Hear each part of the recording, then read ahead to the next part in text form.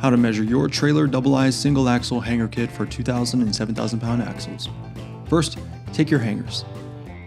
First, get the hanger height. Measure from the spring eye bolt center line to the top mounting surface. This determines the ride height and the axle position. Next, you're going to want to get the hanger width, and this is going to be the inside width. So make sure you measure the inside distance between the hanger plates. This should match the leaf spring eye width. Next, you're going to want to get the bolt hole diameter.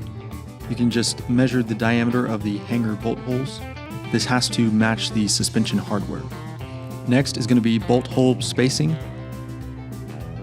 You're going to want to measure the center to center distance between mounting holes.